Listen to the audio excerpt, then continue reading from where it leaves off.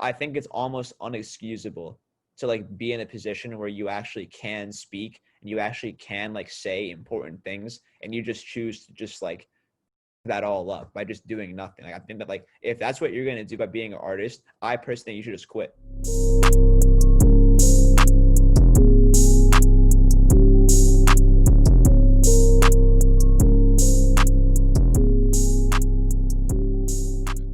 That is kind of like different from person to person. Um, I know that like, and I think like the strategies for a lot of people have changed as well in the last few months, just kind of considering what happened with Spidergang getting much bigger in the last like 6 months. Um, like for example, like this is something that I have no attachment. Like this is something that I don't do, but I noticed with other people. And this is something that I think like back when X was coming up, this is something that he did. This is game that he put the world onto. Like certain people in Spidergang will spend like a lot of time on Discord, or they just like have cultivated these like Discord servers that are just like full of like these people that they're friends with as well as fans, and they just stay active in these servers and just like and they just develop relationships with fans. That me personally, I don't do it because like I'm not actually like really for doing this, but people do it, and I'm not gonna say it doesn't work. Where certain artists will like just cultivate relationships with the fans, so you can start to like develop bases of people who are gonna naturally put in more work for you and help you spread your message because like they happen to know you better. I personally don't give a fuck about like internet relationships. Like I actually don't like having that. I don't like talking with heads on the internet every day that I don't actually know. Like I'm super against it. Like so for me personally, I guess what I try to do is just like I should never even like really thought about this. I feel like a lot of us, like, I think you know what it is. Actually, okay, I'm going to reset this whole question. I Gotcha. think the strategy that has worked for us about the internet is like the answer is like kind of in the question. It's that like there really is no strategy. We're just all like chaotic people that I feel like just naturally do chaotic shit. So heads on the internet just like see that and like respond to it. So I guess the strategy is like we just like we choose to be ourselves on the internet as opposed to trying to like portray something else. Like we all just like when you go on like it's not like you go on like Darky's Instagram, like he's just gonna be himself, and you go on MK's Instagram, he's just being himself. Like when MK goes live on Instagram, he's like whenever he's like playing a character. Like when he was putting out his Green Guy like EP, he would go on Instagram live in like the Green Guy suit and just like do Green Guy shit. And then he'll have videos where like he's just like in a Walmart in his Green Guy suit, like buying tech shit. Like everyone in the like or A14, like a lot of his fans I feel like are more like edgy, like teenagers, like angsty kids who want to rage out and shit. So like he just cultivates that better because like he just like kind of acts that like he doesn't even act that way. He just like I think he portrays that image like a lot, like that's like the way he like when he posted like a song like 3 days ago, and the caption was like, "All right, you fuckers, new song out, let's fucking go." Like that's not some shit that I would say, but like for A14's fans, that riles them up. Like him calling them fuckers. So like it's kind of just like the chaos of it. I think it's just like a very like colorful group of people that all just like do chaotic bullshit, and that chaotic bullshit hits the internet, and people like bottom line they just react to it. Like it doesn't really if it's good or bad. A lot of our strategy I feel like is very like just like reactionary and not even intentionally. Like we're not it's not like we're sitting around like trying to figure out how to like upset people. We just kind of naturally do, and that like just works.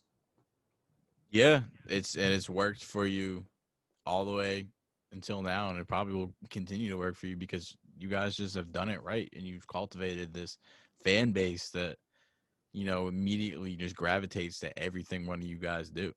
Like Yeah. even you as a producer, um, have branded yourself almost on the level of an artist. Like a lot, like you as a producer get a lot more traction than a lot of artists do.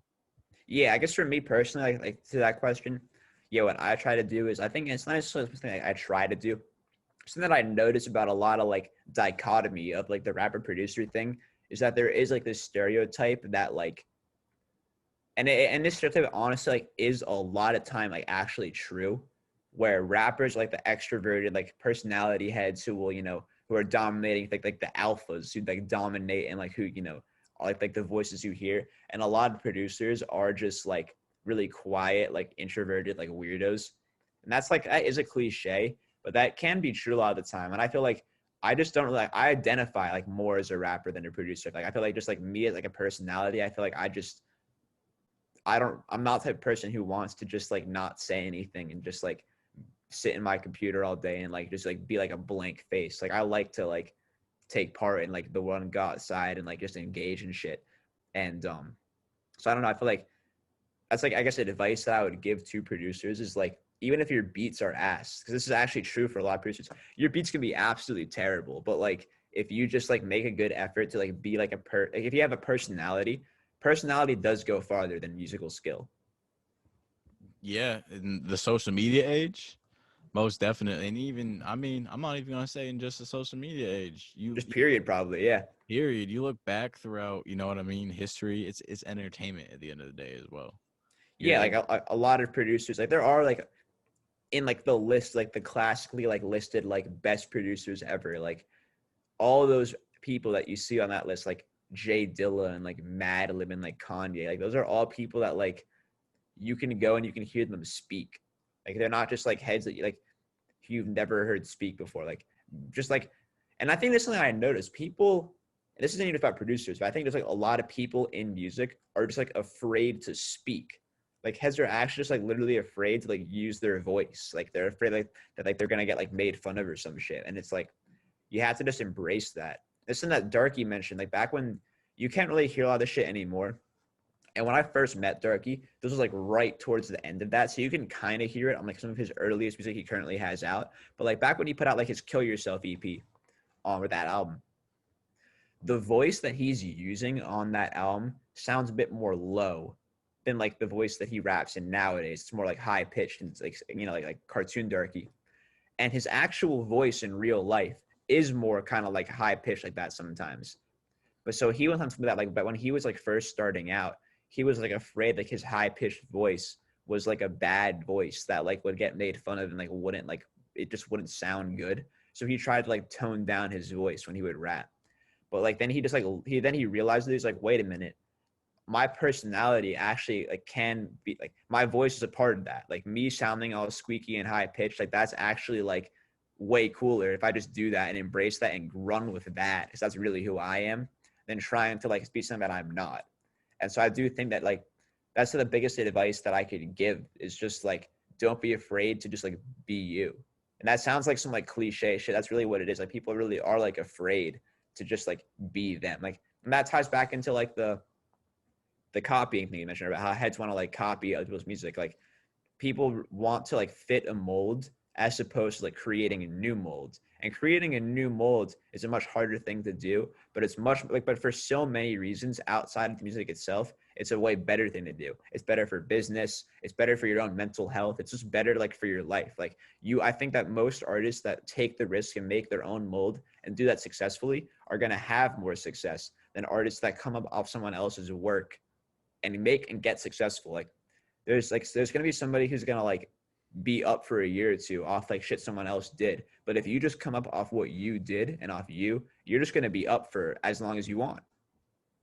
no, yeah, that's pretty much makes sense, bro. Because a lot of people, they don't create their own mold. And you said like that can be harder. Yeah, I guess if you can't mentally get past, you know what I mean, people saying shit about you. But I almost feel like it's more mentally exhausting to not create your own mold. It's more mentally exhausting to be like, all right, I'm gonna make music, so I'm gonna paint my nails black and get a face tattoo. You Yeah. know what I mean? When that's not necessarily you. You feel Yeah, me? exactly. Like So it's like I yeah. feel like it might be easier to just be yourself, but I feel like people are afraid to be themselves. So it's a catch-22, I guess, in that department. But like, yeah, like you guys have kind of created your own mold, and that's why you even as a producer, you know what I mean, is created your own mold, your own brand. You are yourself. You know, you're not afraid, like you said, to get up and say something or to get up and do some funny ass shit. Like you're just Yeah. funny. A lot of the times you're just fucking hilarious online. That how to know melody shit or that how to sell crack shit is fucking hilarious. Yeah, Like I thank was you. dying laughing when I when I both of those had me dying laughing the first Mm. couple of times. Like I went back and rewatched it. But those are things that make people like remember, you know what I mean, you as more than a beat maker. That and Yeah. Big Purple Jeep is like, I mean, one of the greatest tracks of all time. Easy top 5. Like easy top 5. So Yeah. those things like definitely have helped. You know what I mean? You guys all kind of are like that in Spider Gang, and that's kind of helped Spider Gang in itself. You know what I mean? Create its own mold. Yeah.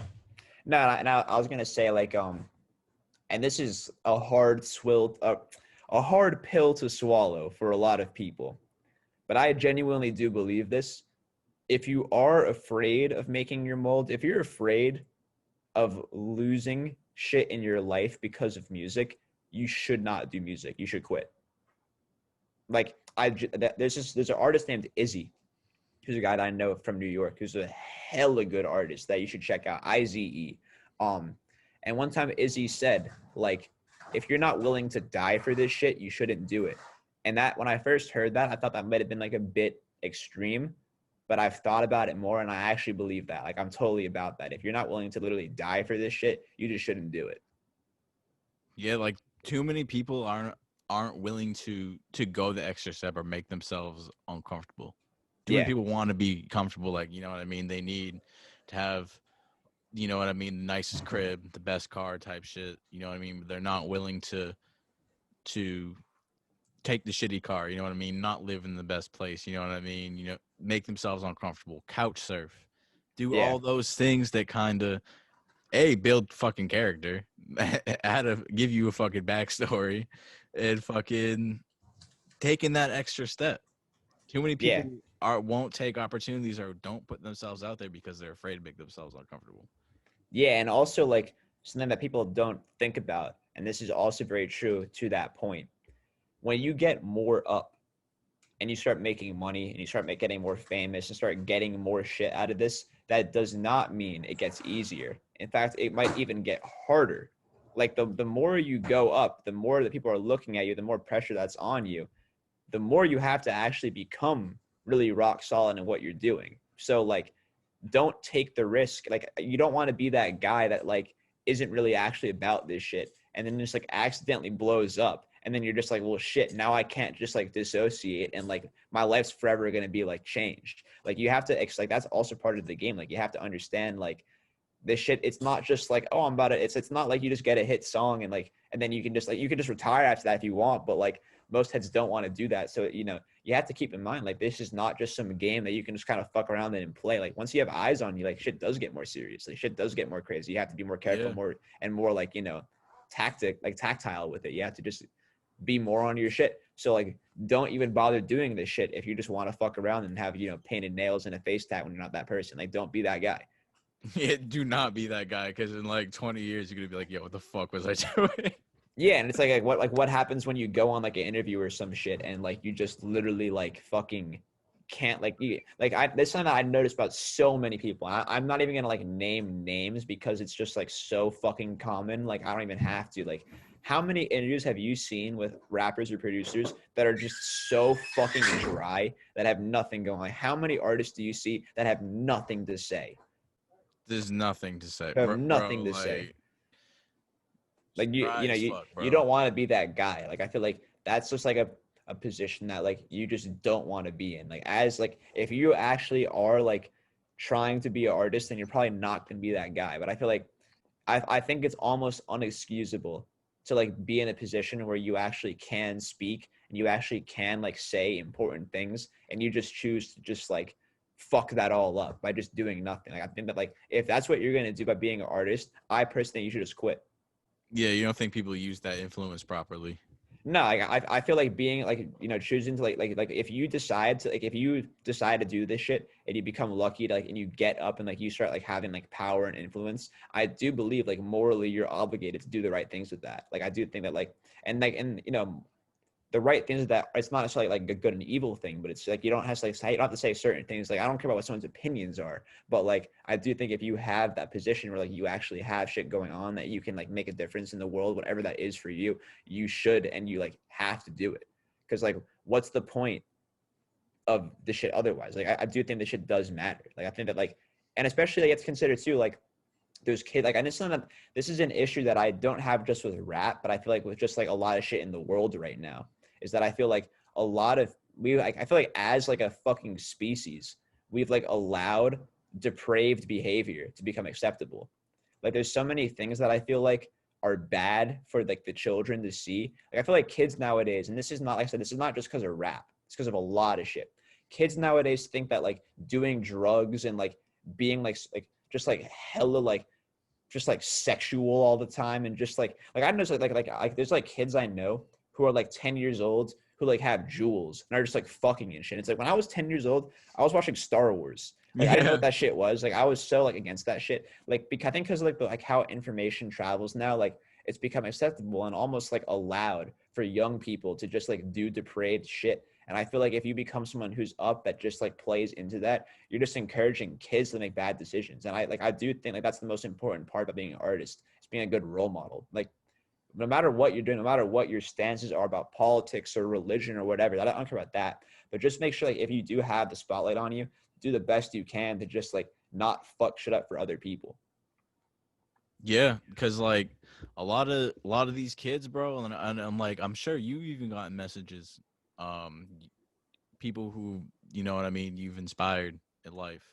Um, that's important. Like whether a lot of these artists who are up realize it or not, the words they say, and they could say a sentence that they don't think shit about it, but like that could really change someone's perspective in life, Mm-hmm. and they might not even like catch on to it. Like I've gotten messages from the Darky interview saying, "Yo, watching this interview like a year later, like hearing Darky say this or comments on it, you know what I mean, or watching this interview or hearing Darky say this kind of like really changed my path into doing this." Da da da da. It's just like you don't really realize like the little things until they're really kind of brought to your attention.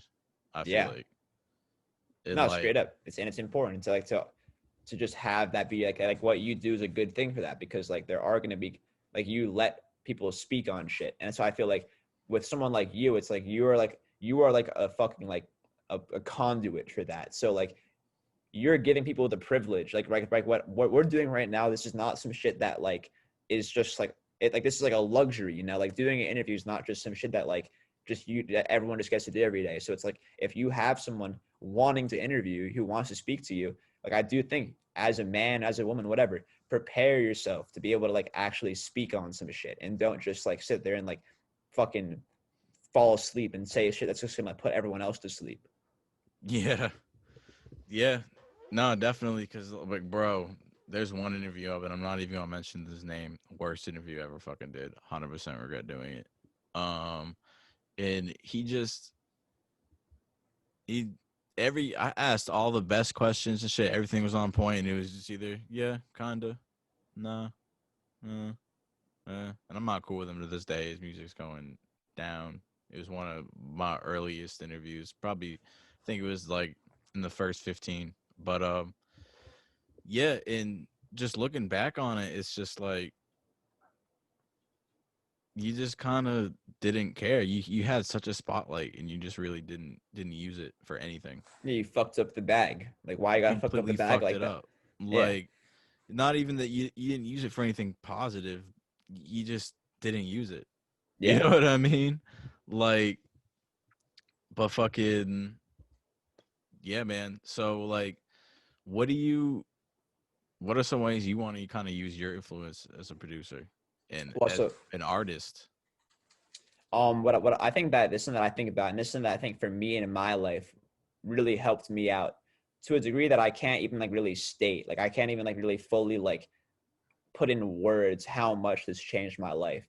But when I was young, when I was like age like 13 through like 18, I went to music school, and I was, you know, like in terms of like my upbringing, like how I grew up, I was a kid that like my parents split when I was like 6 years old. My mom and I'm the upstate. My dad stayed in the city. And so like my family, like my, you know, but my parents had some money. So like I was not somebody that grew up like on the street. I had a very good childhood. And so that came with a lot of good things, but that also came with the fact that like my perspective of the world, of how shit really was for most of the world, was non-existent.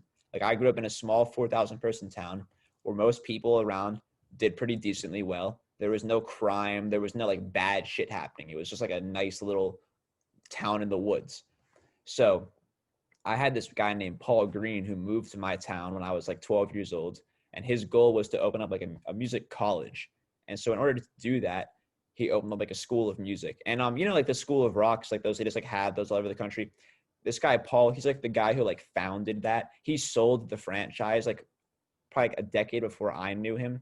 But so like he was like the OG School of Rock guy, and like the way he taught music was very like unorthodox. Like he was not somebody that was like he kept it real to a point where it was like oftentimes offensive and even like illegal at times. Like he was so harsh and so fucking like nuts to like a lot of his students that most people I know who went to that school like to this day really don't fuck with him. Like he traumatized a lot of kids. Me personally though, I was one of those kids where I basically joined his school. Never in my life had I had somebody become like an enemy. Like I never had to deal with adversity in my life. Like I was like, prior to that, I was just like in school. I was in middle school. I used to just like get good grades and just like study and hang out with my friends and shit. And there's never like any kind of real like thought about like, oh, is the world any more harder than this? Like there's, you know, life's pretty easy. Like there can't be any more harder than this. And then this guy Paul showed up and basically like he made me like I always wanted to do music, and like he made me start to just hate music because I would go to his school and I would like have to learn songs and shit, and you know I would like get one note wrong or some shit, and he would just like call me a faggot in front of like all these girls that I had a crush on, and just like, or he would just like throw chairs at kids, and like he did a lot of shit that's super questionable that like, and that's like he moved out of my town after he left, and like people don't like him because he did do a lot of fucked up things, but like me personally, what I took away from it was like I did get like depressed over it. Like, when I was like 15 years old, I was a sophomore in high school. I like just hated music because it became like this stressful thing to me.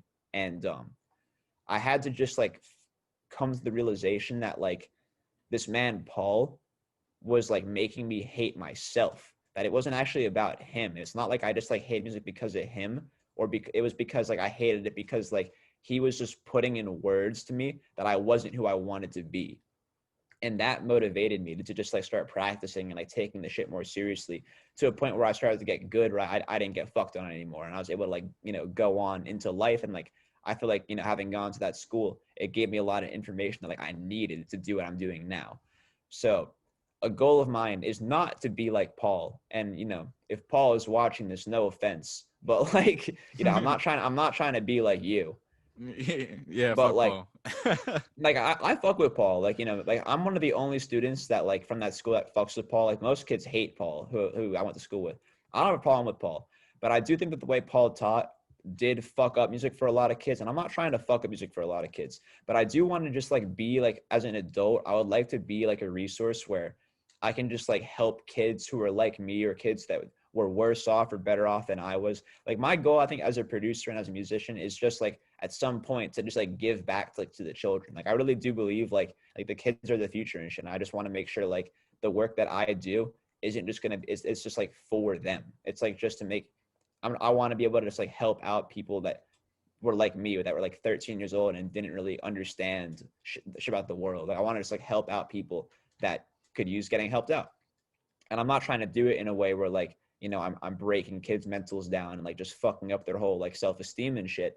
But I do want to be like a resource for people that like I can be real with people and I can say, listen, like, you know, I know you want to learn and I want to learn as well. And I think like my goal is just like to just give nice things. Like I think like knowing how to play music is just like a nice thing to know. Like honestly, like I don't have any kind of goal that's about like any kind of like real world issue necessarily. I'm not trying to like make a statement about like, you know, like how like Darky seems about like, you know, race being fake.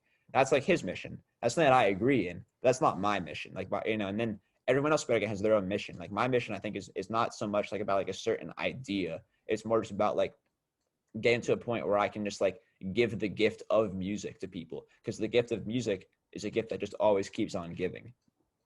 Yeah, music is kind of like that's kind of like your way of helping the world. That's Mm-hmm. kind of like everybody. I feel like you said everybody has their own mission. I kind of feel like everybody has their own way of, you know what I mean, that they can, whether they decide to use that way is upon them. Everybody has their own way that they can help out in the world, and yours is through music, whether it be inspiring somebody to make the music themselves, or you know what I mean, calming down a depressed kid with a song, or like, you know what I mean, inspiring somebody to keep going. Like Yeah. I feel like that's your way of helping. Yeah, it's like I like I mentioned how it's kind of like a martial art. Like I see music as like it's like a discipline thing. Like being able to play music is it's just like it teaches you a lot about yourself, and also like if it can become like I know for me, like in times of my life where like I was like at my worst, like music and playing music has like brought me peace. Like music is something that I think it's just very like therapeutic. Like I want to be able to just like give people like it's something that's like super hard, and like there's a whole field of therapy dedicated to this very question where it's like how do you have someone inspire like their own like inner peace? Like how can you just like instill that in someone? I know for me that's music. I know for me, if there's very few things in the world that'll put me like in a zen state where I can just like sit there and totally zone out and forget about everything else going on. And actually there's really only one thing that is music, and like I know for a lot of people that's going to be true for them. So I just want to be able to give people the power to just like have peace within their own minds, if that makes sense. No, absolutely. It makes perfect fucking sense. Was that you said that was your first time in music school, in middle school, having faced any sort of adversary yeah. Yeah. Fucking adversary. I say that right. Adversity, yeah. Adversity. Yeah, fucking I'm high, bro. Fucking yeah, that's your first time you said in middle school with Paul. That was your first time facing any sort of adversity.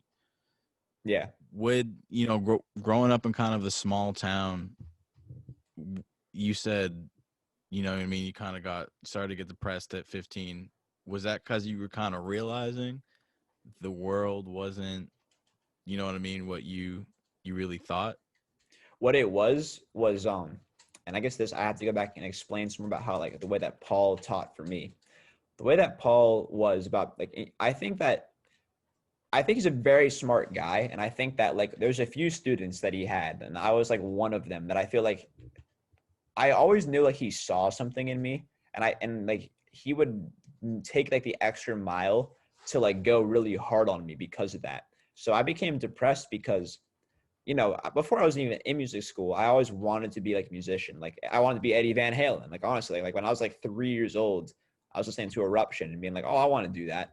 And so I went into his school, and like, I never played music before. And so at his school, music was not just like some fun thing. We're just going to fuck around and play music. It's like, no, like you're going to show up and do exactly what I say. And if you don't do it, I'm going to punish you. That's what that was. Like he was like a crazy like tiger parent. And so the first 2 years that I was in school, like, and I wasn't practicing that much. I wasn't like making much of an effort to like do what I wanted to do. He would go really like hard on me. Like I'll give you like a story of this one time. Like this wasn't at me, but this is like to illustrate what he would do. There was this girl that I was in school with who was a piano player, and she had been, kind of fucking around like a lot of the guys that were in our group. I was in this group that was called show band. It was like 25 kids that he so like there's like 300 kids in this school. Like a lot of the kids in this town went to this school, and like the top 25 kids like had this thing called show band, like the touring group. So I was in show band like from my first year onwards. I was always in it, even though I wasn't like always ready for it. So I was at this show band practice, and this girl who'd been like fucking around like a lot like the other guys in show band. She's playing piano, and she's just like doing a bad job according to Paul. So Paul calls all of us into the rehearsal room, and he's like, "Hey, so and so, can you play that part again?" And so she does it, and he stops her, and he says, "You know why you can't play this song?" And she asks why, and he says, "You've just been spending all your time sucking all these dicks. Like you just can't play this song because you've been sucking so much dick." Like she was like 14. Like he would say shit like that to like 14-year-old girls and shit. And that was his whole thing. Like he was really cruel. He was a weird guy, but a guy that ultimately, like, for me, I really like stopped fucking with. Like he would just like make me like really hate music because he would say similar things to like that were like equally like crazy to me and shit. So I was just playing guitar. I didn't really know what I was doing wrong, and I would just get fucked on. I'd have these crazy things thrown at me. So I became depressed because this thing that I wanted to do, music, stopped being fun. So then I felt lost. I was like, what the fuck do I want to do then? Like, what is life going to really be about? If the thing that I love the most brings me all this stress and pain, like, what the fuck am I? Like, what's the point of all this? Like, I got really depressed about that. And then like this one night, I had started smoking weed when I was 15, and I usually only like smoked with my friends, because whenever I smoked alone, I'd have these panic attacks, and I didn't know why at the time, why that was going on. And this one night I had this crazy ass panic attack, and I said, fuck it, like, why is this happening? Why? Like, I started just thinking, I'm like, why do I keep having these fucking panic attacks whenever I smoke weed? And I don't remember exactly how I got to this like decision, but at some point I realized, I was like, damn, like, low key, it's because like I've let this man Paul become like my reality. I've let his opinion on me like dictate how I act. Like, I stopped playing guitar for me, and I started just practicing just so I wouldn't get yelled at and like called a faggot and shit. Like, guitar started being about just like making Paul not fuck on me, as opposed to just being about like having fun and playing music.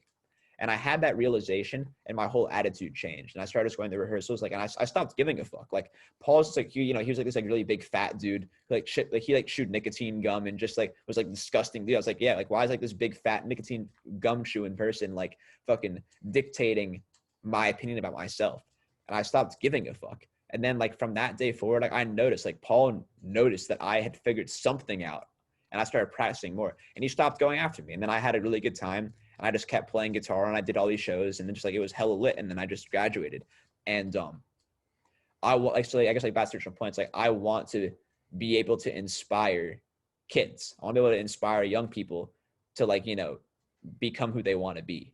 And I don't want to do it in the same way Paul did, where like, Paul did that through like iron fist. Like, he did that through just like being your biggest enemy. Like, he pulled up and he just like made you hate him and despise him to the point but he'd always put himself above you. So like, you'd hate him and you'd despise him, but you'd also always acknowledge like he was better than you at this shit. Like, he was an authority. And so that, like, for me, really fucked me up for a while until I figured out how to not get out of that.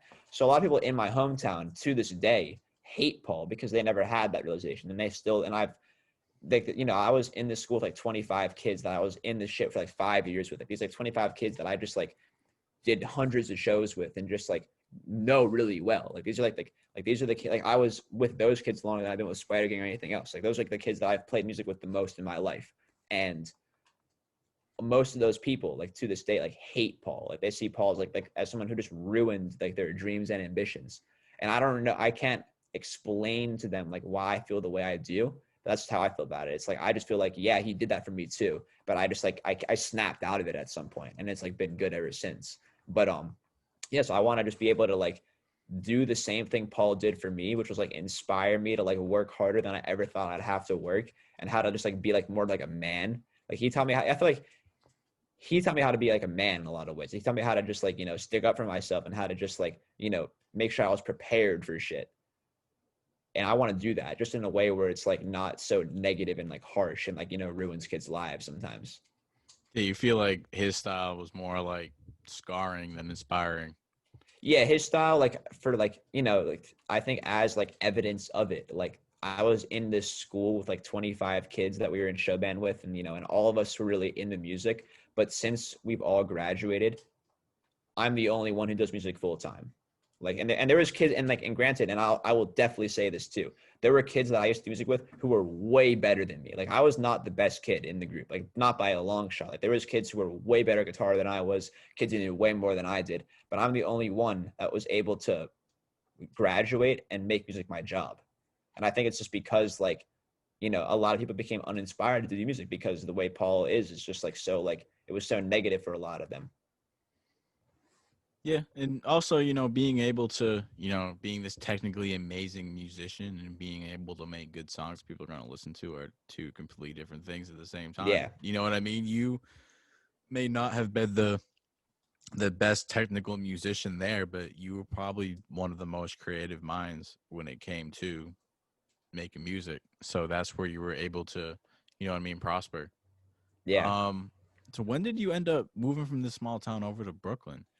That there's like a few years in between. So when I graduated high school, the town's called Woodstock, and it's like it's like where like the Woodstock Festival had happened. So it was just a town full of like rock culture, and it I love Woodstock. It's a great place. Like, I think that it's like it's one of the last places in the world where like old head shit reigns supreme. Like in this town, like no one in Woodstock that really lives there is like they don't know what's going on in the SoundCloud shit. They're all just on their own thing. But so I moved out of Woodstock when I was 17. I went to school in California. I went to UC Santa Cruz for a year. I dropped out. I moved back home to Woodstock for a summer. This is like right around the time that I first started talking with Darky, back when when we put out our first music together. So this was like mid to late 2018. I did some shows with Darky in Brooklyn, and then me and him I decided to move in with him in Long Beach. I went to Long Beach like for like a month. Decided it wasn't really for me. Moved back to Woodstock, worked a grocery store job for like 3 weeks. Just got like a month. I had like $2K in my bank account. I applied for an apartment in Brooklyn. That was like a rack a month to like, for rent. I got it. So I paid my first rack to pay my first month's of rent. And then I paid another $1,000 for my security deposit. So I had like $15 in my bank account. I just like moved to Brooklyn. I was living in Crown Heights, which is like a super like, I love Crown Heights. It's often considered like a very like bad and like ghetto part of Brooklyn. But I didn't really like when I was there, I had an excellent time, and I never really felt like I was like in danger or shit. I love it there. So I was basically like just had turned like 19 when I moved to Brooklyn. Damn. Damn, that's a lot happening from Yeah. 17 from like 17 to 19 type, like that's a lot of change. And how was that growth for you as a person in that time?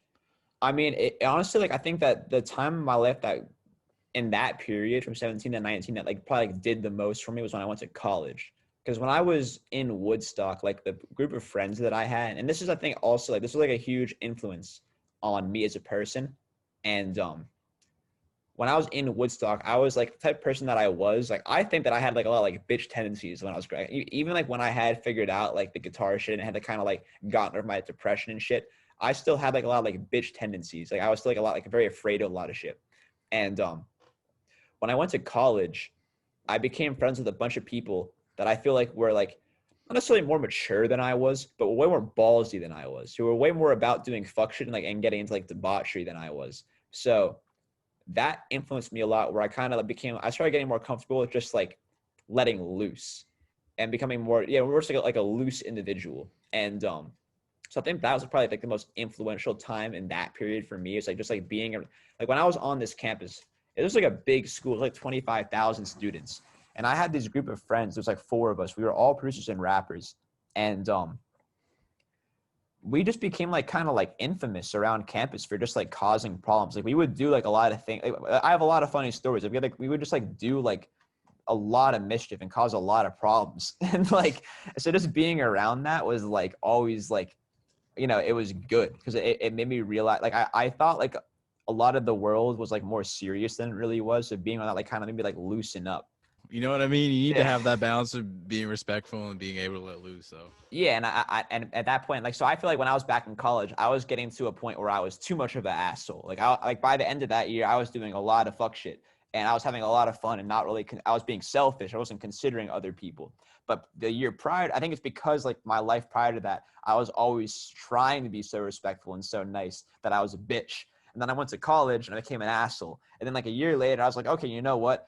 Like what you said, like the common ground is the way. Like you can't be a bitch, you can't be an asshole, but you also like can't like not be either of those things sometimes. yeah, you need to be able to know when to turn it up and turn it down. Yeah, so that was like an influential period of my life. It was just like going. So then back when I was in college, it's like that's also like when I started making beats. When I got to school, I like just started making beats. So like I was making music with a bunch of people that I don't work with anymore, but just being around like just like doing like a lot of like that was my first time being like in an environment doing music with heads that wasn't like at music school. Like I was in this one band as well outside of school called the Bobby Lees, which there's like shit of this on Spotify you can listen to. Like I was like playing guitar in back in the day, but outside of like the Bobby Lees and outside of music school, I was just around like that. That's all. There was nothing else going on. So like going to college was good because it was like a way where I was able to like I was just learning how to make music with people that just weren't like kids from my school who were all like trained musicians and shit. I was making music with just like random kids in the dorm and shit. Just like at that point I was so hungry to get my career started and like try to, and get placements and get fucking money and all this shit that like I was doing whatever I could. I was like, and I'll also say this for anybody watching this who's like a just starting out artist, enjoy it while you can, because that period when you're first starting out and there's no restrictions, there's no strings attached, like you have nothing to your name, that is a fun time. When you're just making music just to prove something, that's a really fun time. So enjoy it while you can. Shit, fucking. So you were in college, you know what I mean? Really hungry for this. When did that hunger kind of begin? When were you like, I need to do this music shit? This is what the fuck I'm doing. I mean, I had that all my life. I've never not had that feeling, but like but I never thought I was gonna be a producer. That was a big distinction. I always want to be a guitar player. Like when I was a little kid, it was always like I want to play guitar, I want to be in a band. Like And Eddie then Van Halen. yeah, and then I started making beats like kind of on a whim. Like I basically back when I was in upstate, like before I went to college, I did like this internship with this like studio guy named Pete Kagan. Shout out Pete Kagan. And he gave me like a copy of Pro Tools for free. So he was like, just learn how to use Pro Tools. And Pro Tools is not like people do this, but like just on like a technical level, like Pro Tools is really not meant for making beats. It's like it's really hard to make beats in Pro Tools. So I wasn't even thinking about making beats. I was just like, playing guitar and record myself and shit. But towards the end of like my last summer in Woodstock, I had bought like I've been hanging out with my friend Spencer, and he had a friend over who had this thing that was called an MPD. You know what that is? It's like an MPC type of thing. Yeah. So he had an NPD, and he was like making a beat on Ableton. And I'd never seen Ableton before, and I was like, "What the fuck?" Like I was watching him make this beat, and like, because I had been trying to make some beats in Pro Tools, but it's really hard to do it, and I wasn't getting anywhere with it. So I was watching this kid make a beat on Ableton, and like the way he was chopping up this sample and adding drums, it was just so much faster than Pro Tools. I was like, "What the fuck? I need that shit." I was working at a grocery store at the time, so I had some money, so I bought my own MPD, and it came with Ableton Live Lite. Started learning that shit, kind of just like, that's when I started making beats. It was like just like right before I went to college, and I was, I still was trying to be a guitar player, but I was just also making beats. But then I got to college and I wanted to be in a band, but I couldn't find anyone that I wanted to be in a band with, because I just my standards been set too high, honestly, from just like being in music school with like all these kids that just got like really good after a while, and I couldn't find it because I thought were that nice. But I did have a bunch of friends that rapped and produced and were good at that. So like, fuck it, I'll just like make beats and shit. I'll just play, And I kind of did put guitar off to the side. Like when I first got into making beats, I became so engrossed in that and like making like sounds that weren't guitar that I was like really just like doing that for like most of that year. And I didn't like really pick up the guitar in like a very serious way again for like another like 2 years. Like I was playing guitar when I was in college, and I was playing guitar like when I dropped out a little bit. But I feel like I wasn't taking guitar as seriously until like really like this year again. But yeah, so just being that's really like that's what instigated me to get the beat making hunger, though, was being around. Like so when I got to college, my friends that I had, I had nothing. I had 0 placements. I had made probably like 30 beats total. I had friends that had a song that had like 1,000 plays on it or 500 plays on it. Like I had friends that had placements or that had songs out. And so to me, I was like, oh my God, these people are like so much more like up than I gotta catch up. And so I was just working really hard, just making beats. And I, in my freshman year of college, I only got like 3 or 4 placements, and they're all with artists that I don't work with anymore. But towards the end of that year, like right before I dropped out, I found out who Lil Darky was. And so I made my first song with him right after I dropped out of school, and that's kind of where it all began. So shit, kind of getting a little timeline started on the story the Wendigo just told. Started in Woodstock, to Long Beach, back to Woodstock, to Brooklyn, to college. No, so I went from Woodstock to college, back to Woodstock, Long Beach, back to Woodstock, Brooklyn. Damn, that's a lot of fucking moving around in a matter of like what, 2-3 years. Yeah, no, it's been a pretty hectic 3 years. So what made you drop out of college? And it wasn't actually even because of music. It was so UC Santa Cruz had been building these massive like new dorms. So when I joined the school, they had just started like building these new buildings, but they didn't get finished by the end of the year. But the school had accidentally accepted like 4,000 extra freshmen, thinking they were going to have dorms for them. So when I had enrolled in school, I've been promised 2 years of housing on campus. And at the end of the year, right before I was like about to go home, my housing was taken away because there wasn't enough room to have me on campus because they hadn't built these dorms in time. Now, I had been trying to get an apartment with my friends, but all of our parents, like most of my friends that I had in school had like met some of my parents. And so my parents, their parents, none of them wanted us living together because they knew that we were on a lot of bullshit, like making the trains go on your life song shit. Like they knew we were just like, if they had given us an apartment, we were gonna abuse the fuck out of it. So none of us wanted to help us live off campus, and none of us had jobs when we were in school. So like, and we were just like, we were just about to like, so my friends, none of us were from California. It was, I'm from New York, Quizzy was from Connecticut, Auden was from Portland, Oregon. Our friend Miles was from LA. So nobody was around the area to like get us an apartment. So basically I went home and I dropped out of school because I had nowhere to live for the following year. And so when I dropped out, I thought I was like considering going back to college, but I was on the phone with Durkee, and Durkee was like, nah. You just got to come live with me. You got to like not go to school. Like come live with me, come live with me. And he encouraged me to just not go back to school. So I applied to go to the Berkeley School of Music, and I didn't get in there. And after that, I was like, fuck it, I'm just going to not go to school. And luckily for me, I was able to start making enough money off my beats where like, so okay, I dropped out of school in June 2018. And by January 2019, I was living off beats. Granted, when I say living, I was just getting by. I was paying like $1,000 a month for rent. And so I would have like a few hundred a month to like buy food and shit. Is that when you were staying at the studio apartment I you just were at want in Brooklyn? no, I never had a studio apartment. I was staying in a What's that? four-bedroom. Oh, That my might have, bad. We might have yeah. been in someone else's apartment when we popped in. I thought that was your apartment. Never mind.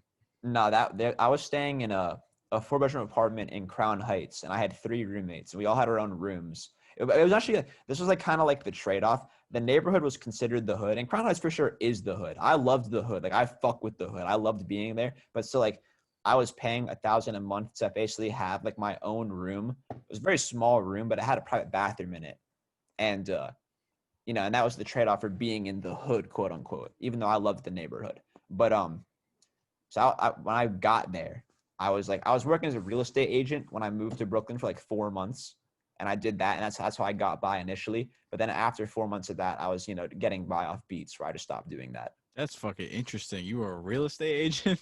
Yeah, How did you get into that? I'm a Jew, Shit. That's and fucking no interesting as bullshit. hell. That's actually the answer. That's not No, like like no, I know. That's why I didn't argue with you. yeah, that's not a joke. No, I know. That's why I didn't argue.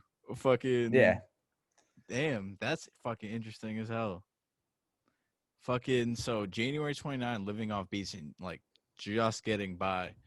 Um, cause like for me personally, I'm almost in that position of you know what I mean, being able to be. I am 100% self sufficient right now, but being able to do it off kind of like my musical stuff and like the podcast and shit. yeah. How long was it before you started to get a little more comfortable? Because you know, living by just on your own means and on something creative isn't like it's fun. Don't get me wrong. Like I would much rather sit here and struggle and grind, you know what I Yeah, mean, than to work a job wholeheartedly. yeah. Fucking what was it? Did you ever almost have to give up on that or Um, there was times where I kind of like maybe thought about it like a little bit, but I'll say this: like when that first started happening. So this was January 2019. I stayed in Crown Heights until October that year. In that year, there was never a month where I made more than like 2.5K. So like I would stack some bread here and there, but then like I'd have to pay it on rent and shit. So that whole year, I really did just like get by off beats. Then I moved to my current place I live at, and my rent is less there. I pay a bit less money to live there. So I started stacking it. Like basically like last year in my bank account, I would have had like $300 in it in a given day. Like I was a three-figure person. Then I moved to the other neighborhood. I started getting some more money off beats and royalties, and I was paying less rent. So I started making some more money. I didn't start making any kind of real money though off music really until like this year. Until like really haha like changed it. Like I was started making like 1,000 plus like off royalties for like some months leading up to like haha blowing up. But haha blowing up has been like the most beneficial thing for my pocket that's ever happened to me in my life. Damn. So that haha right. So like that, and my friend kind of pointed this out to me one time. All it really takes is that one song. Yeah, no, To, haha changed my life. Like it's put me in a position that I did not think it was gonna happen this quick. yeah. So I've only been making these for about 3 years. So I thought when I started that I would be doing this shit for like 5 years plus without even living off it. I thought I'd probably I always knew it was gonna work, and I don't really like, know how I knew that. I just like did, but like I never thought it was gonna be this fast. How were you because you said like you're just barely making it by. How did you manage to push yourself through that? Like were you cutting corners on bills? What were you Um, doing to like you know, really you push know, yourself through? it was I did have to actually do a lot of things that like were not ideal. Like well, I think the biggest way to save money is to accept uncomfortability. Like Like so we were for just talking about a little bit ago, making yeah, so like yourself for uncomfortable. example, like one of like this was a way that I would say this is something that I would have to do to save money. So when I was living in Crown Heights, Dillinger lived an hour and a half north of me by subway. He lived in Queens. Like it's not like he was still in New York City, but just to get to where he was at it took a lot of fucking Yeah, in time. Astoria. I think that's Yeah, where I pulled up to Dillinger. that's where he used to live at. So like, you know, say I'm at Dillinger's crib till like 2 a.m. I could either crash there and go home the next day. But if I had some shit going on, I had to go. I had to just accept, fuck it. I'm getting on this subway and I'm going to the hood. And it's going to be an hour and a half of being on a subway full of crazy people. That's just what it was. Like, I just had to accept that's just like, that's what I'm going to have to do to make this work. Shit like that, where it's like, or, like for example, like I love sushi, my favorite food. I had to just accept, listen, you live in a city that's full of really good sushi. There's a really good sushi spot right down the street. You can't eat there. You're not allowed to eat there. You have to eat deli food. So I It's just the did that. Like cheapest. you had to and it's like I'm somebody that has like a kind of weak stomach. Like, and so like, I accepted, fuck it. I'm gonna have more nights where I'm just nauseous and uncomfortable. I'm just gonna have to do that. Like you have to just like learn to get used to not getting what you want all the time. And that like it was like hard at first, but once you kind of get into the groove of that, it becomes much easier. And like I was always paying my rent. I was never late on bills. I've got a hella good credit score. My credit score is like 750 right That's now. hella Like important for everybody watching that. oh Make yeah, sure you no, got a good make sure credit score. no credit score hella good. I never missed any bills. I never had to worry about that so much. So I just knew that I needed the credit score because I was a real estate agent. So I had experience in person, and that shit was important. So I never cut corners on bills, but I would always cut corners on transportation and on food. And that usually meant like, if I'm eating cup ramen for 5 nights in a row, that's what I'm gonna do. And if I'm fucking, taking the subway an hour and a half at 2 a.m. to go home, that's what I gotta do. And New York is an expensive city, but like you can find ways to get, like, for example, this is the biggest way that I would cut corners in New York off food. If you live in New York, this is what you do. You got to find a deli where you can get a bacon and cheese. It's $3. You get a bacon and cheese for $3. You get a banana. A banana is like 50 cents. That right there, breakfast for $3.50. You can then get that later for dinner. That's $7 total in that day. And then for lunch, get like a $5 sandwich. You're getting by with like $12 a day.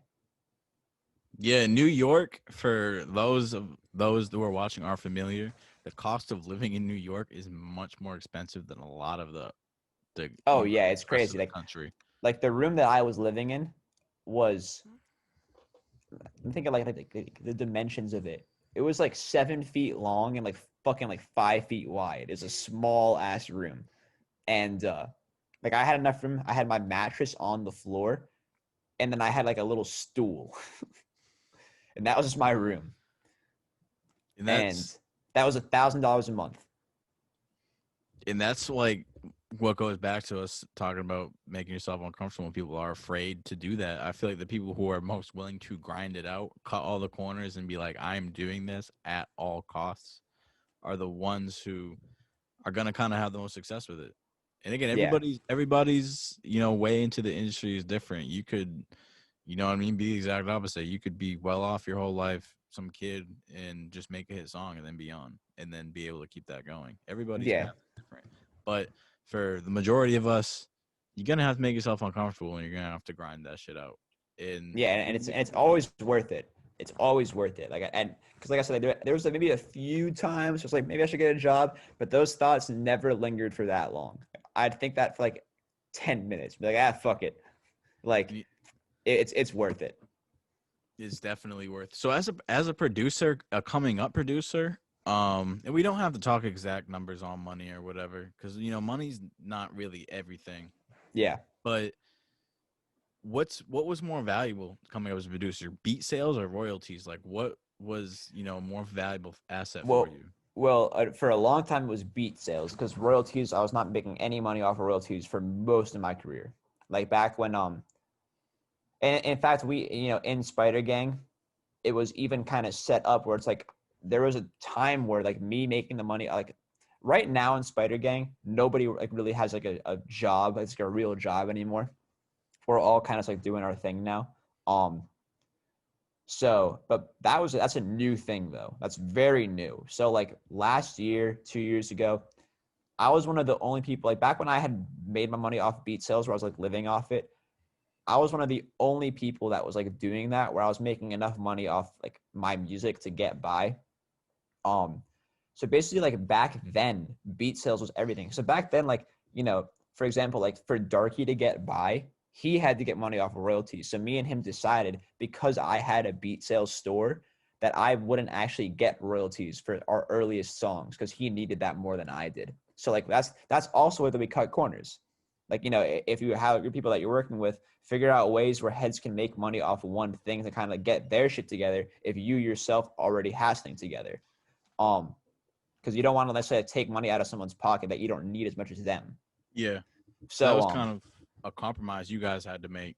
yeah, and basically it's like for most of my career, beat sales was all I was making money off. I wasn't making royalty money, and then like there was some songs like that I would make royalty money off like here and there, like or I'd make like like $30 in a given month, and like after like 4 months, I'd get like $100 or whatever. But like so that wasn't really like that was something like $100 back then was substantial enough, but like that wasn't like my rent or anything. But in the last 4 months, 5 months, royalties all the way. Like nowadays, I make more money in 1 month off royalties than I'll make in like 5 months off selling beats now. Wow.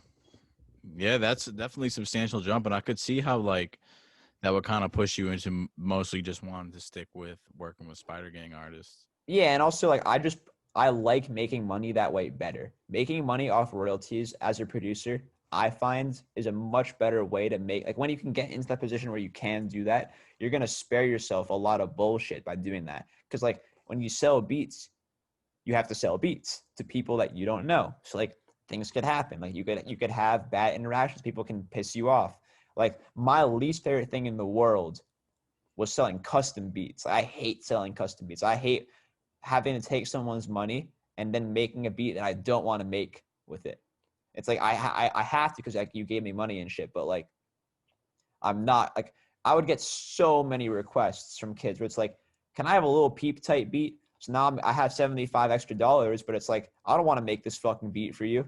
Yeah. I don't want to make you some bullshit guitar beat that I know you're about to hit and it's gonna be fucking ass. Like I'm like I hate that. I hate the feeling of making music when I know it's not gonna go anywhere. So like personally, I prefer making money off making money off royalties is way better because all the songs I'm making money off of are songs that I wanted to make and I don't have to do any work. I just make the beat, the song gets made, then a few months later I just get the check. And that's way better than just like having to deal with all these like little transactions and shit.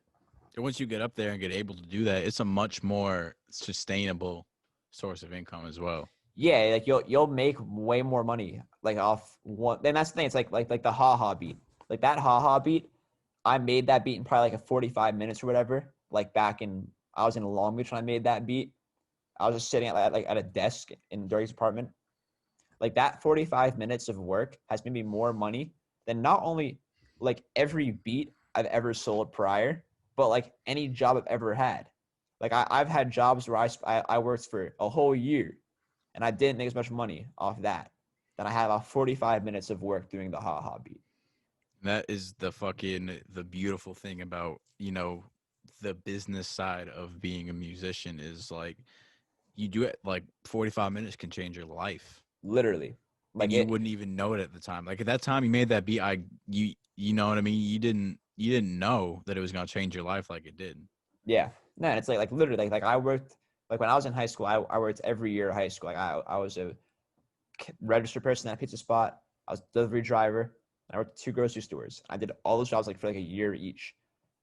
Literally, I've like a whole year of my life of working at a restaurant made me less money than 45 minutes. In fact, if I really think about it, I probably made more money off haha than all 4 of those years combined. Like literally, like that, like that's how much that shit can change your life. That's if for those who are sticking with us to this interview, take that as some fucking inspiration. A fucking if you make music and you love it, that's the Yeah. first thing. You love what you do and do this with a purpose. But that's a lot of producers should be inspired by that. Like you guys could have beats on your computer right now that you don't even know. You know You what have I no mean? idea. Could change Like your fucking life. haha came out and it was out for like 8 months and it didn't even like it was like almost a whole year went by and it didn't blow up. Like there can be songs you've already produced that are already out that like you don't even know. Like they could just blow up. That's just also another beautiful thing about music is you creating something and you're putting something out that if you do it right is going to be a source of revenue for you for the rest of your life. The Mm-hmm. more songs you put out, the greater those royalty checks come. And that's an investment that keeps going after you die. You know what I mean? Yeah. So say, you know what I mean? You have kids or whatever. They're entitled to those royalties now. You Yeah. know what I mean? So music, that's just the other beautiful side about the business of music and really entertainment in itself. Like, is it's something that can help you for the rest of your life. Like they're definitely almost every fucking month. Like right now, because I'm not gonna lie, I'm not fucking rich at all. I'm you know what I mean, grinding it out on this podcast and on these beats and fucking love it every second of it.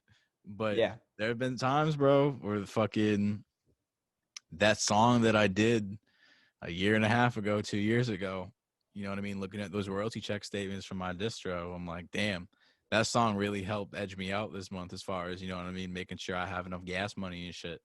Yeah, absolutely. So it's like And you never know. you never know. You never know. But shit, man, fucking this has been a real in-depth conversation. We've been talking for probably a little over 2 hours now. Yeah, no, it's great. fucking And the boys have arrived. fucking Hey, say hi, MK. Hello. Oh, what's good, bro? I've been hearing about you. We've been talking about you a little bit. Meat He says, Man, the "What's Green good? Man What's himself. good? I can't hear you. What'd you say, Oh, Black? he can't hear me. Fuck you. Oh yeah, Black says fuck you because Black is a sad boy and has problems. Anybody Aw. watching this shit? Yeah. Fuck you too. Yeah. Hey, well, fucking let me go do the we can talk a little bit after this, but let me just do the cliche and the interview. Thank you guys for tuning in. This has been interview number 40. It's crazy. 40 fucking interviews. Thank you guys for allowing me to keep this shit going. Hit the subscribe button below. Follow us. Follow Wendigo at Wendigo. So is that your first and your last name or like the same? Oh yeah. Yeah, Wendigo. That Mhm. fucking parents got mad creative with that. Yeah. But hit us on Instagram at KULTClassicofficial. Hit us on Twitter at KULTClassicOFF. On TikTok at KULTClassicofficial. And then on the website at KULTClassicofficial.com. Grab yourself a hoodie, t-shirt, all that shit. Thank you guys for tuning in. Peace.